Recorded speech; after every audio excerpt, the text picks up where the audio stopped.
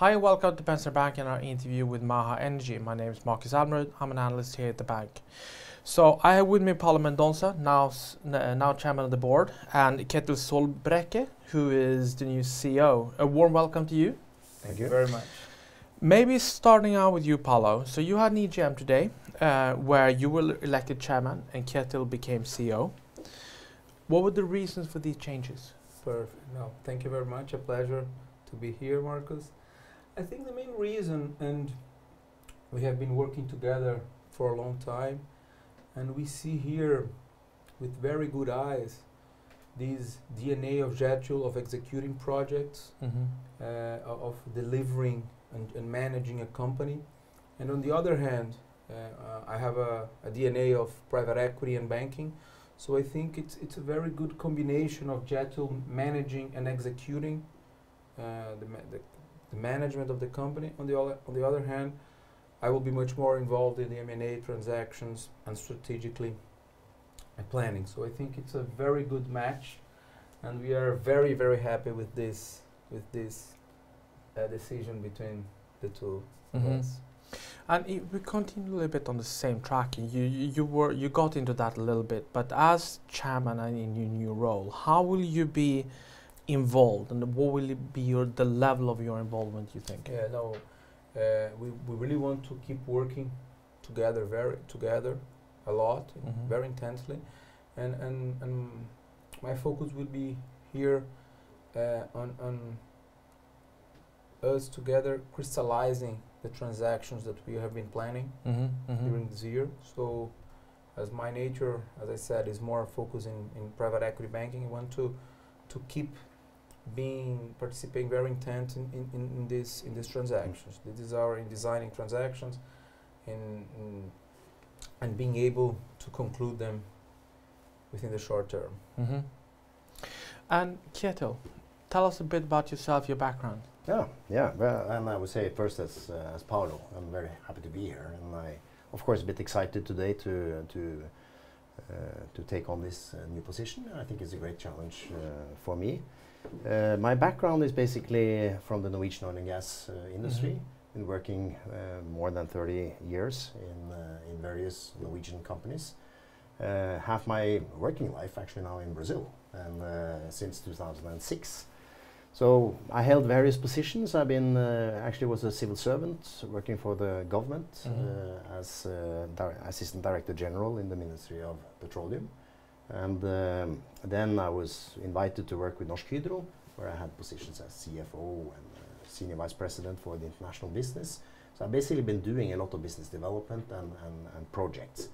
And when we bought this fantastic field in Brazil called Peregrino, which was a transaction I basically was managing myself, then I needed to find a country manager for Brazil, and I ended up doing it myself. And I was intrigued by all the opportunities I saw back in 2005 and 6 in Brazil, and that's what I still believe in, and that's why I'm still there. So I never got home from that assignment. And then I was leading the work on establishing Peregrino as the largest international producer in Brazil. And then later on, I was the CEO for a research institute, actually technical research in Sintef, and been also the CEO of Panoro. So I have a quite broad experience in managing high qualified teams into the oil and gas team, and I really compliment what Paulo said. I think that this combination at least makes a lot of sense to me, because this is something I've been doing a lot of, and I love doing it. And I think with Paulo, I think we complement each other perfectly, in the sense that I also know how to do business development, but I think Paulo adds a lot of experience from private equity and banking into this, which I think is super interesting. So I feel that we become together more complete. I think we are very aligned about what we want to do, and I think we actually become slightly more courageous, perhaps, because we feel more confident together. And we'll come back to the transactions, because it's an important part of the story and of Maha. But maybe before that, you co-founded DBO, and DBO held 15% of the offshore, of the 3R offshore. Yes. Which then Maha bought. So how well do you know the assets that you're now taking on, because it's the biggest part of Maha today? No, very good. No, I would say I know them quite well. I know them from the Papatera is actually a kind of a copy of Peregrino. So a field which I was responsible for developing with Norsk Hydro, Equinor today, and it's the same type of reservoir, it's the same type of oil.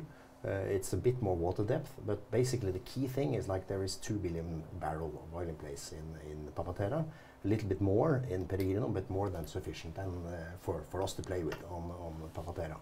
So I think I know the challenges, and I see also that a bit of the challenges that Equinor had on FPSOs and so on is exactly what we also have seen for 3R's sake, of 3R offshore in Papatera. So I'm quite prepared to give good advices to the operator when it comes to the operations of the FPSO. I still haven't been there, but that's my plan, to go there and personally participate in the inspection of the FPSO to understand in more detail really what the challenges we have there. But it's not the big concern. My concern is not with the FPSO, which we can always fix. You know, it's what can't be fixed in an oil field is the reservoir. Yeah. And the reservoir in Papatera is fantastic. It actually is one of the best reservoirs, even slightly better than what we had in Peregrino. And the oil has a bit more, or is a bit more less viscous than the oil in Peregrino. So I'm very comfortable that we will get the recovery factor much up from what we are talking about today. I personally believe that we will talk about 15% or maybe more as a recovery factor for Papatera. So there is a lot of work to be done, but right now I think the focus is really for people to understand that we can potentially, on a 100% basis, develop up to 300 million barrels from Papatera, which we then have our 10% of. So I know these fields quite well. We've been heavily involved with Paulo and me in the negotiations when we did the transaction with Petrobras.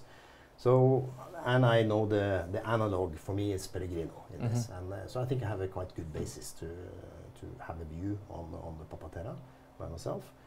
Peroa, actually I was the one leading those negotiations at the time. We worked together, and I liked Peroa a lot. At the time where people were more skeptical on gas, today that's not an issue. Everybody knows there is a lot of demand for gas in Brazil and in general in the world, so the gas prices are much higher now. But also in the operations, it's a very simple platform, so we have been able to drive down the cost, and that was the target when we negotiated, that we should more than half the operating cost of operating the field. And that is something has been accomplished, and today we have a very efficient platform, very efficient operations, and we have better gas prices and also better gas contracts in general. So, and there is more to these assets than people, and maybe we should improve our way of communicating all of this also together with the operator. But I see huge potential in making the tieback for the Malombe discovery, which has another 2.7 billion cubic meter of gas. And also there are other exploration opportunities that actually are considerably in size, which can be connected in. So everything is there. The pipeline is there, the connection into the Casimbas, which again is connected into the TAG pipeline. And this is at the end of the pipeline, so it has a fantastic connectivity to the whole gas market in Brazil. So I think there is a lot to be done, and just the growth opportunities we have in Papatera and Peroa, in my mind is already a basis for significant revaluation of the company. Yeah, because I mean, when you were talking about the assets, you're talking about the significant growth going forward, and if you just look at the very, very short term, you just released some monthly figures which were down significantly month on month. Explain a little bit about that, and then you have already given some color on the growth, but if you can just maybe some more what you're looking forward to in the next, let's say, 6 to 24 months in Yeah. terms of growth rates for Yeah. Peroa and Papatera? Yeah. No, I think right now I think it's important to try to also convey the big picture about you know, where we are going. And I think short term, yes, there will be variations on Peroa because of the offtake contract with gas. So sometimes the clients are not taking the whole gas amount. So this is regulated in the contract. They can go up and down. They have a minimum commitment, and sometimes they are going to take only the minimum commitment. And so there will be monthly variations on the production in Peroa always, as it is in any other gas field around the world. So that is more decided upon how much gas is needed by the consumers, and then we produce accordingly. In Papatera, it's much more linked to the operational challenges that has been with the FPSO. There was a significant backlog when it comes to the maintenance of the FPSO. So these are gradually being solved, and again, this is a hardware. We can fix it. The reservoir cannot be fixed, but we don't need to fix the reservoir. We need to fix the FPSO. And that has been with the boiler, it's been with the generators, it's been various things, and also with cleaning up in the tanks and so on. So all of this is now being done very structured, every time a little bit better. Now I think we have both the boilers up and running, we have more generators up and running. So every month we are kind of expecting to have less problems. But I think that also into 2024, we have to expect that there will be monthly variations based on potential issues on the FPSO. But it's not going to stay forever, and I think the long-term message is that we have a lot of oil to be produced, and we have a fairly new FPSO. Yeah. In spite of all this, the backlog on the maintenance. I think this is an asset that will stay there and produce for another 20 years. And is it possible to say, I mean, given your background and given the fields that you have been working on before, is it possible to say on a normal, I know there is no normal, but if you talk about how long it usually takes for these kind of problems to work through them before you're kind of beyond that and you see more stable situation, what's normal case if there is one? It's hard to say. To be honest, it's a bit hard to say. And I think we need to be, at least for the next year and maybe one more year, prepared for some interruptions on a month-to-month basis. But my expectation is that within a year, or at least then two, that we will have a regularity up to 80-90% on the FPSO. Okay. So these machines normally have a kind of 90-95% regularity. So, but it's heavy oil, so it's normal that you spend a bit more time in cleaning tanks and cleaning the process equipment and so on than for lighter oil, for instance. So, but I think 80-90% is something very reachable within 1 to 2 years. Okay. Well, thank you for that. Maybe move on, Paulo. We've spoken before about transactions, and I know we talked about after Q2 call that you would consider 50-60% or something like that debt financing of any transaction, which would leave you with somewhere around $200-250 million in firepower. Do these assumptions make sense is my first question. Am I in the right ballpark? Yeah. No, I think it's when we look to the transaction, I think you having a leverage of 50-60% of the consideration, something very doable, with lots of transactions that happened not only in Brazil but worldwide. So in terms of amount, yes, of course, we always like to see also the leverage per the cash flow of the asset. So sometimes we have an asset that is producing not so much, so sometimes it could be lower or even higher depending on the cash flow generated. So we really want to when we do these acquisitions, we want to have at the end a healthy balance sheet. So, but in line having this 50-60, sometimes even 70% is something very healthy in our opinion and acceptable. And if I play with these numbers, I use the $200-250 million that you could spend on a transaction. And first of all, if I use the similar transactions as used in the DBO, which was somewhere around 0.2 times NAV, First of all, was that a one-off, or are those the kind of multiples that we see for these kind of assets? I liked your report that we were saying of $1 billion asset value, right? I think we have at least $1 billion of net asset value. This is our plan. We do believe that having equity today is something very powerful.